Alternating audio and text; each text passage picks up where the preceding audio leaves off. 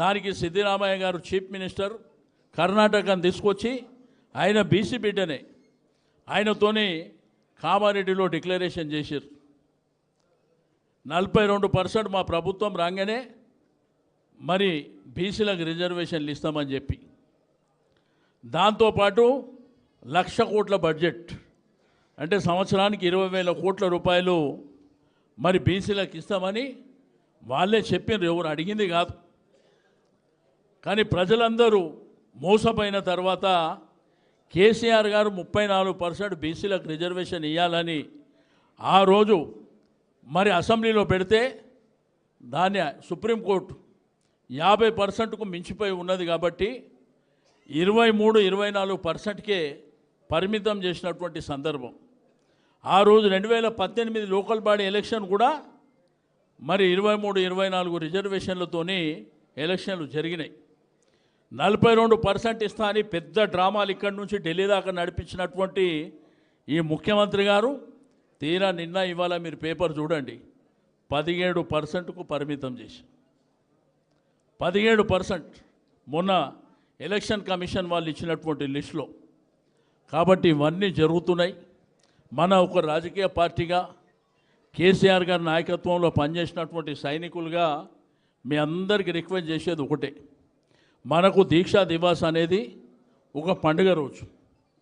ఆ పండుగ రోజుని మనం గంభీరంగా చేసుకోవాల్సినటువంటి అవసరం ఉంది. దీన్ని అద్భుతంగా చేసుకోవాలంటే నేను అందరికీ రిక్వెస్ట్ చేస్తున్నా, డివిజన్కు 100 మంది రండి. ప్రతి డివిజన్కు 100 మంది నేను రావాల్సిందిగా రిక్వెస్ట్ చేస్తూ ఉన్నాను. ఖైరతాబాద్ జుబ్లీహిల్స్ ప్రాంతాలు మాత్రం మరి డివిజన్కు 200 మీకు పక్కనే ఉన్నది కాబట్టి మరి డివిజన్కు 200 మంది. ఖైరతాబాద్ నియోజకవర్గంలోనే భవన్ ఉన్నది, మరి జుబ్లీహిల్స్ కూడా పక్కనే ఉన్నది కాబట్టి నేను 100 చెప్తున్నా. రెండోది ఖైరతాబాద్ జుబ్లీహిల్స్కు 200 చెప్తున్నా. మీ శక్తి మేరకు ఎక్కువ కూడా తీసుకురావాల్సినటువంటి అవసరం ఉంది. ఆ రోజు మనకి ఇక్కడ కార్యక్రమాలు ఉంటాయి. మన రాష్ట్ర నాయకులు కేటీఆర్ గారు, మన ముఖ్య నాయకులు, మరి అదేవిధంగా ఆ రోజు కేసీఆర్ గారు అమరణ నిరాదీసినటువంటి ఒక స్లైడ్, ఒక వీడియో కూడా మరి ప్రదర్శించడం జరుగుతుంది. దాంతోపాటు నాయకులు మాట్లాడతారు. మాట్లాడిన తర్వాత భోజనం చేసి మనం యథావిధిగా వెళ్ళిపోవాల్సినటువంటి అవసరం ఉంది. నేను కార్పొరేటర్లకు, నాయకులకు, ఇన్ఛార్జులకు, కార్యకర్తలకు, ముఖ్య నాయకులకు అందరికీ చెప్తున్నా, ఊరికనే పిలవకముందే పేర్లు పెట్టకముందే దన్నాదాన్ని ఎక్కి స్టేజ్ల మీద కూర్చున్నాడు కాదు. ఆ రోజు వీడియో పెడుతున్నాం, ఎవరు స్టేజ్లు ఎక్కుతారో ఎవరు తిరుగుతారో ఆ 100 మంది మీ వెనుక వాళ్ళని తీసుకొని రావాల్సినటువంటి అవసరం ఉన్నది. రాబో కాలంలో కూడా చాలా స్ట్రిక్ట్గా ఉంటాం, గుర్తుపెట్టుకోండి. రాజకీయాలల్లో కాంపిటీషన్ ఉండాలి. రాజకీయాలల్లో మనం ఉన్నతమైనటువంటి స్థానంలో ఉండాలంటే సర్వీస్ కూడా అంతనే చేయవలసినటువంటి అవసరం ఉంటుంది. ప్రజల మధ్యలో అదే విధంగా ఉండాలి, కార్యకర్తలతో కూడా అదే విధంగా కలిసిమెలిసి ఉండాలి, అందరికీ చేదోడు వాదోడుగా ఉండాలి.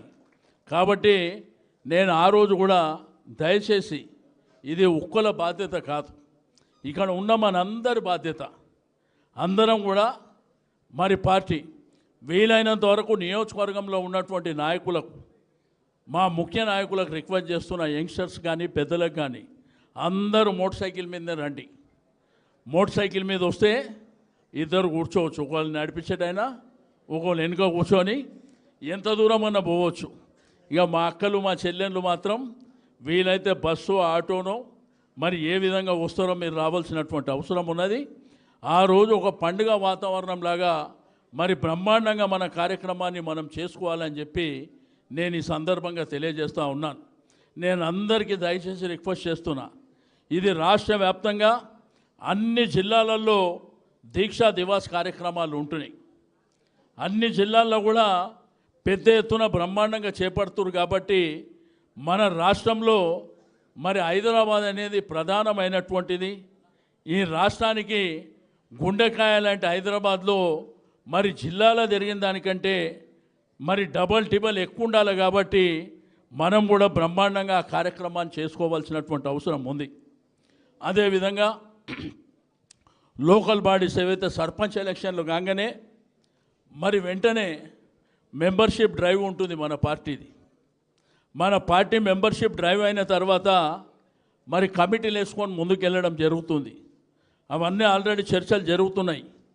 ఇంతకుముందులాగా ఒక్కరినో ఇద్దరినో వేసి వదిలిపెట్టం. ఈసారి ఫుల్ ప్లేజ్డ్గా కమిటీ అంతా ఉంటుంది. అధ్యక్షుడు ఉంటాడు, అధ్యక్షుని తర్వాత కమిటీలు ఉంటాయి, ఆ తర్వాత అనుబంధ సంస్థలు మహిళా కమిటీ కానీ, యువత కమిటీ కానీ, విద్యార్థి కానీ, మరి అదేవిధంగా కార్మిక విభాగం కానీ, బీసీ విభాగం కానీ, ఇట్లా అన్ని కమిటీలు కూడా మరి రాబో జనవరిలో ఫిబ్రవరిలో ఆ కార్యక్రమాలు ఉంటాయి. ఈసారి తప్పకుండా మరి ఎవరైతే పార్టీ కోసం కష్టపడుతున్నారో వాళ్ళకే ప్రయారిటీ ఇచ్చి వాళ్ళనే అందలం ఎక్కించాలి, వాళ్ళతోనే పార్టీని ముందుకు తీసుకువెళ్ళాలనేటువంటి ఆలోచన పార్టీకి ఉన్నదని చెప్పి నేను ఈ సందర్భంగా తెలియజేస్తూ ఉన్నాను. కాబట్టి మరి హైదరాబాద్ జంట నగరాల్లో, సికింద్రాబాద్, హైదరాబాద్ ప్రాంతాల్లో పార్టీని అద్భుతంగా బలోపేతం చేసి మరి ముందుకు తీసుకువెళ్ళడానికి మీ అందరి సహకారంతో పార్టీని అద్భుతమైనటువంటి పార్టీగా తీర్చిదిద్దుదామని చెప్పి నేను ఈ సందర్భంగా తెలియజేస్తూ ఉన్నాను. ఎప్పుడైతే అధికారం లేనప్పుడు, పార్టీ కష్టకాలంలో ఉన్నప్పుడు ధైర్యంగా గట్టిగా నిలబడవలసినటువంటి అవసరం మన అందరికీ ఉంటుందని చెప్పి నేను ఈ సందర్భంగా తెలియజేస్తూ ఉన్నాను. అధికారం ఉన్నప్పుడు ఎవరెవరు ఉంటారో మనకు తెలియదా? అందుకే పార్టీ కూడా నిర్ణయం తీసుకుంది. ఎవరైతే రేపు మనం అధికారం అయితే 100% వచ్చే ఎలక్షన్లో 100% మనమే అధికారంలో ఉంటాం, దాంట్లో అనుమానం లేదు. మొన్ననే కేటీఆర్ గారు, హరీష్ గారు, మిగిలిన మిత్రులు మాట్లాడేటప్పుడు నేను చెప్పిన, మేమందరం మాట్లాడుకున్నాం, ఎవరైతే మనం కష్టాలలో, పార్టీ కష్టాలలో అధికారంలో లేనప్పుడు ఉన్నారో వాళ్ళే నిజమైనటువంటి నాయకత్వం. వచ్చే ప్రభుత్వం వచ్చిన తర్వాత మాత్రం మీరు ఎవరన్నా పోయిన వాళ్ళని